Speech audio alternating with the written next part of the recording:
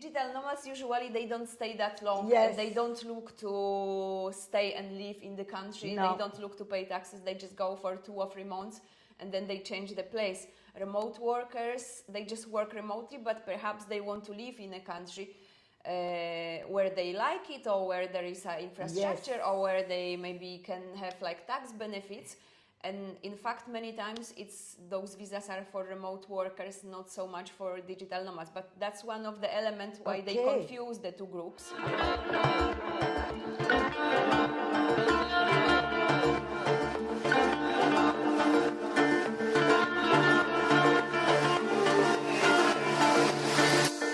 Digital.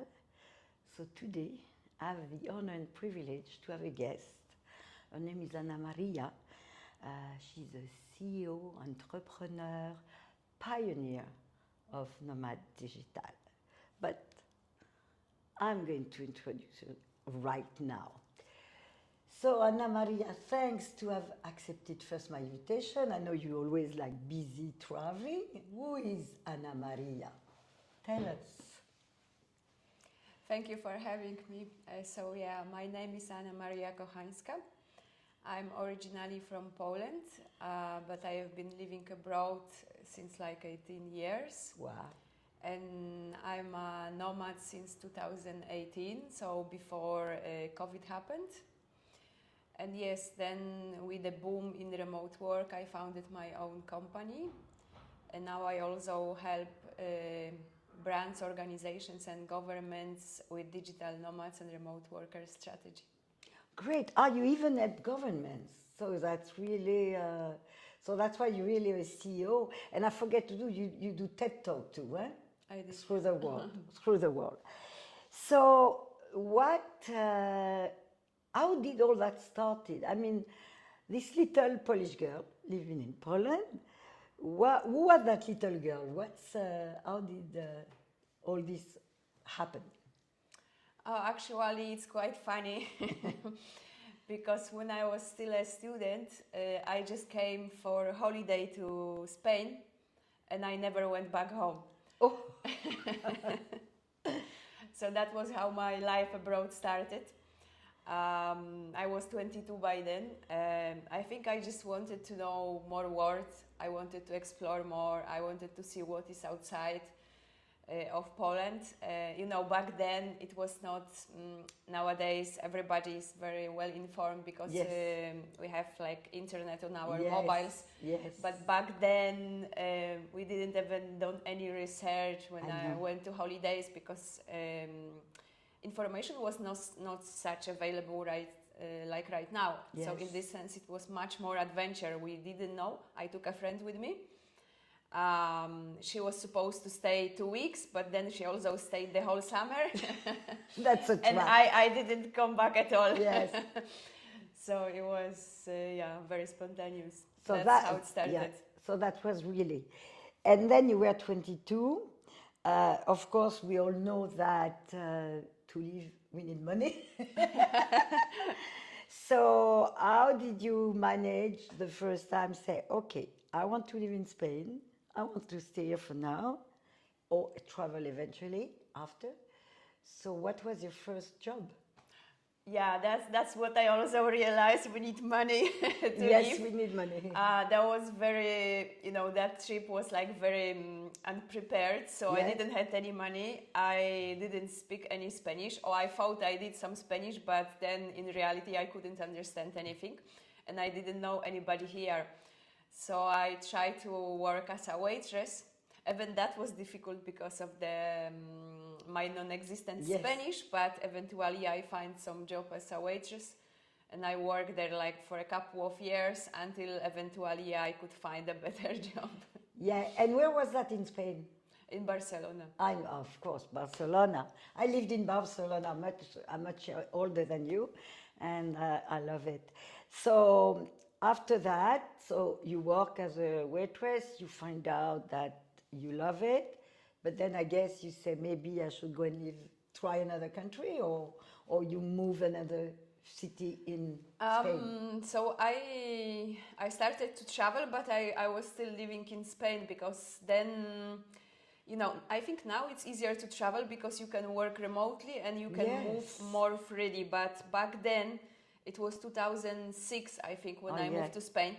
So you just moving abroad meant like integrating in society, finding a job, learning the language, and just staying there. So if you wanted to change, which eventually I did, and then I went to live to Portugal, then again you had to find the job in that country, learn the language, get integrated into society. In this sense, remote work opened like completely new possibilities because mobility is now much easier. You don't need to find a job in a country where you would like to live. Exactly. That was not an option back then. It's for right. most of the people. But now the thing of Nomad Digital, you can, let's say, work for a company from Poland, Germany, wherever. So now that, I mean, you do TED Talk, you evaluate in your job, and you even told me you work for government. So what exactly you do, being Nomad Digital and traveling? What you do? Yeah, so, you know, when I was traveling, at some point I realized that remote workers or digital nomads, we have an impact on the places where we go. And that impact can be both positive or negative. And I started to think how we can have a better impact, how we can have a positive impact and to leave something positive in the places where we go. At the same time, with COVID, more and more countries started to be interested in attracting like remote workers and nomads. Right now we have like more than 50 visas because countries want to bring those people that work remotely, because that's of course economical power, but also there are other reasons like you know, cultural exchange, innovation, investment, so many reasons. But because all that is very new, so many destinations or governments, or sometimes it's tourist boards or like local government, they would like to bring remote workers to their destination, but they don't really know how to market to that group, how to attract them, because they don't understand that target group. So the marketing they usually do is like the traditional marketing for tourists, which doesn't work. And because of that, I started my own company, and the goal is to help with consulting and marketing for these organizations or brands or local governments that want to bring people, but they need definitely some help because they don't understand what remote work or digital nomadism is. And because of that, many times their work is not resulting in bringing really those people. So yeah, it's interesting because you know, I've been traveling a lot. I never thought of that. And now you work with the government, you help them to understand and how to, you know, get the people, integrate them, receive them. And you said there is now visa for digital nomads. There is more than 50 countries have like those visas, and this visa, government often thinks that this alone will be enough to attract people, but that's just a tool. And many remote workers don't even need any visa because they don't stay that long. I do think, and it's not only me, that we have an issue with the naming of this visa, because this visa is more for remote workers than for digital nomads. And they call it digital nomad visa. Because yes, because digital nomads usually they don't stay that long, and they don't look to stay and live in the country. They don't look to pay taxes. They just go for 2 or 3 months and then they change the place. Remote workers, they just work remotely, but perhaps they want to live in a country where they like it, or where there is infrastructure, or where they maybe can have like tax benefits. And in fact, many times those visas are for remote workers, not so much for digital nomads. But that's one of the elements why they confuse the two groups. I understand. And then also that's why their marketing sometimes fails, because they focus on the wrong group with those programs. Yes, it's true, remote worker. So talking about that, because the reason that I asked to come for an interview, it's because she was doing a conference in, you know, Sanenko, Javea, where I've been talking about, and I love it so much. And the conference was about the impact about remote workers, if it was positive and it was negative. Would you like to talk a little bit about that? The sure, impact? Yes. Yeah? So this is actually quite recent conversation because until like maybe 2 years, nobody was really thinking about the impact that digital nomads and remote workers could have. First of all, the group of people that were doing that, living that lifestyle was not even that big. No. Like before pandemic, most people, if you would ask them like what digital nomad is, they had no idea. Nobody. That was really niche. But Still then now, I'm sorry to make a little like that, but still now, I mean, I would say like 70% of people. The other day I was, on a beach, there was a British people in business, and, we were talking, and every people tell me, what is Nomad Digital? I think only 30% know what it is, huh? yeah, now it depends a little bit where you are, Where because you are. some people do like more, Yes. some countries do like more Yes. marketing, or Yeah. also press started to publish a lot of Yes. articles about this topic. So now, depending on the country, more Yes. people are aware or not, but Yes. depends which part of the Which world part? you are. Yes. Spain is one of the very popular destinations for digital nomads, so maybe here more people are aware. Portugal what it is. too. Portugal too, yes. By the way, which country would you say who have the most digital nomad? I think they were saying that Lisbon was actually the Yes. biggest in Europe, Yeah. because that started like Lisbon. I think even 10 years ago there were already people, Yeah. living that lifestyle. Well, nobody else knew what it was, but now they are like more and more destinations, even in the same country. They're just like different cities, Yeah. but then also new emerging destinations and new communities. Yes. So this is like really growing. Yeah, and so sorry because I cut you. We were talking about the impact on a local. So what impact do the remote worker or digital nomad have on the people who live? The people who are from the place you go. Yeah, I think it can be, the impact can be really big, but depends of course on the amount of people that you have in a given place, right? They are right now like places where there are a lot of remote workers or digital nomads, and that create a big impact. That impact can be both negative or positive, Of course. depending how we look at things. Many people complain that they raise the prices, right? Though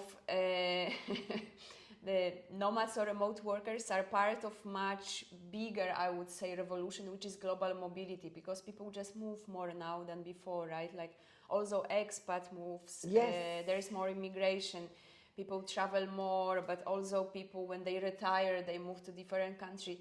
Totally. So we don't just stay in one place. No. Remote workers is still very small percentage Yes. of that group of travelers, Yes. or global mobility, but because it's so new, it's often so misunderstood. But then, of course, if those people, for instance, stay isolated in, I call it like ghettos. Yeah, little ghetto. They don't then, know what. Yes. Yeah. Which happens in many countries. Yeah. Then also, I think local people, there is like that kind of fair misunderstandings, because nothing good ever comes from isolation, and No. it's not just about the prices, but also like you basically living in that place where you came. But many people don't necessarily live by the rules of the place. They live like if they were in their own country, so they don't They don't adapt. They don't No. adapt. They don't Okay. necessarily respect the culture. Yes. They just do their own thing.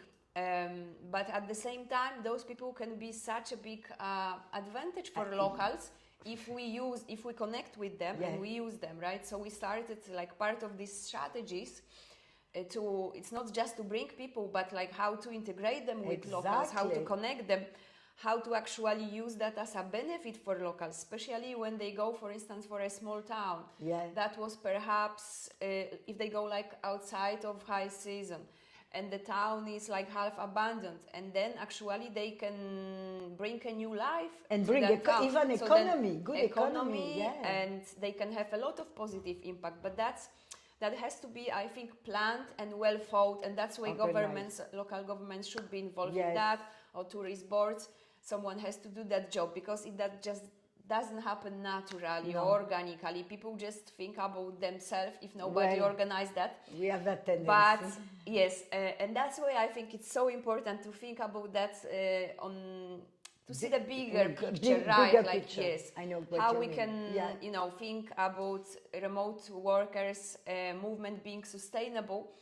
And of course, there are always gonna be some negatives. I think any global mobility has negatives and positive consequences. Like everything in But life. we should try to achieve like that the positive side is bigger than the negative one, right? Definitely. And then that's if we integrate them and if we use that economical boost which they can bring to, especially to, I think the biggest impact is not in places that are already known, like big touristic cities or countries that have already tourism, small places. but small places or villages or maybe less developed countries or outside of the season, then that economical boost actually helps.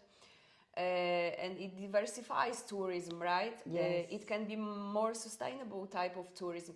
And if we really integrate them with local people, if we create an interesting community, then also innovation happens. It's good because for the people local can they learn, learn, yes. they evaluate, and us, the Nomad Digital, we evaluate too because they have this way of thinking, the small village, and it's good to get back some grounding. It's a win-win It's a win-win strategy situation. when you connect those groups. But connecting is an effort. It doesn't just happen naturally because, of course, you have all these barriers like language, cultural barrier, not knowing how, or lack of time, or sometimes people are afraid.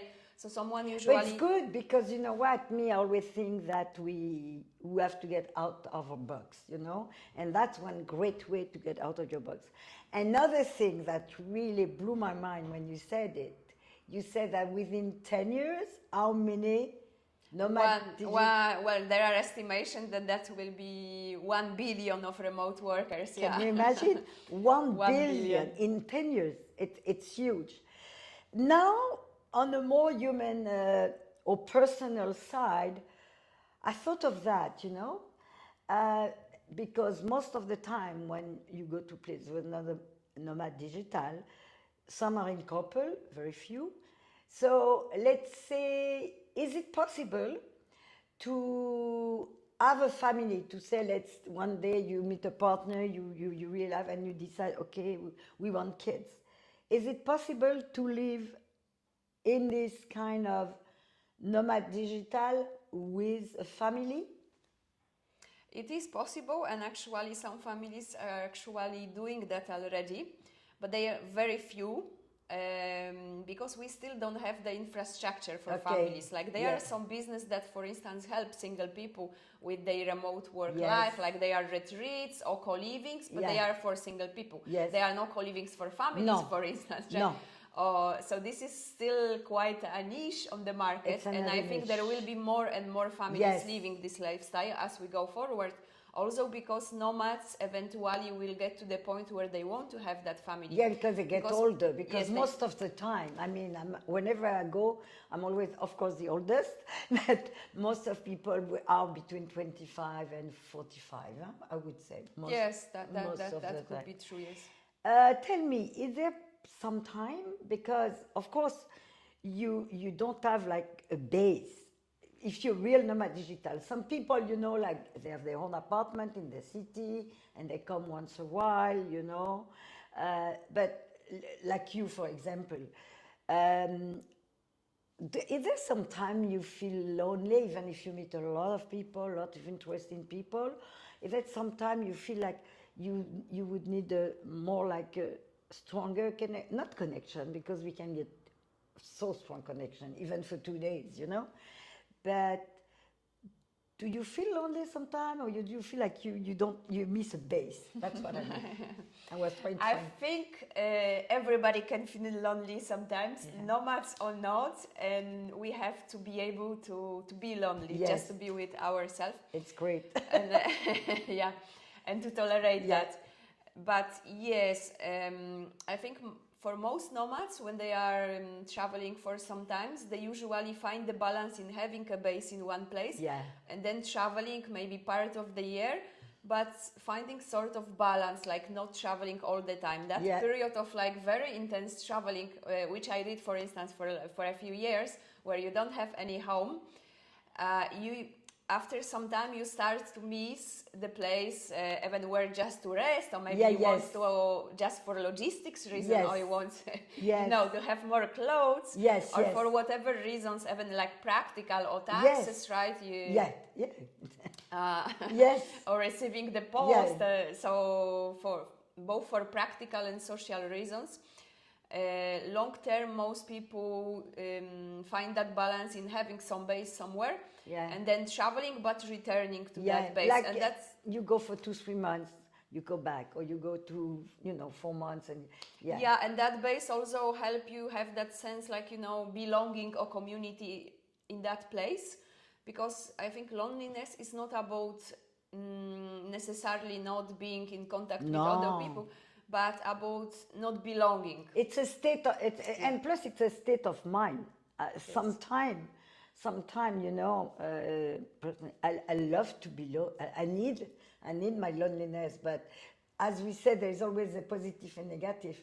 It's lonely, I think it's when you don't feel like being alone. You feel like you want to be with people and there is not, but Nomad Digital can deal very well because they know it's part of it. Because let's say the first day you arrive in a place, like you arrive in Vraver, the first 2 days, you have to, you have to learn how to connect and make, it's, so that's very interesting. And of course, you're not going to escape to my last question with your very interesting life. If there was a message you would like to leave to the people who are listening to us, what is it? What's your message? I think get out of the comfort zone and go for what you want, because I heard from so many people, like, I would like to leave that at least during some time, but with my job, with my family, with my life situation, it's not possible. But it's a mindset.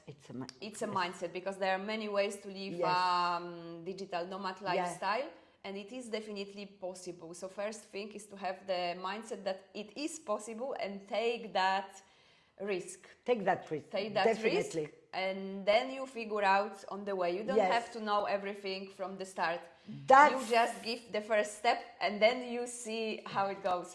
I think that's a message, Make the first step, and when you the first step, the second step, and you see. So I hope you like that interview. Was to me so interesting. Thank you, Anna Maria, a lot. And you know what I'm going to tell you. Do not forget to subscribe. Share it with your friend, your family, because thanks to this channel, we learn so many things.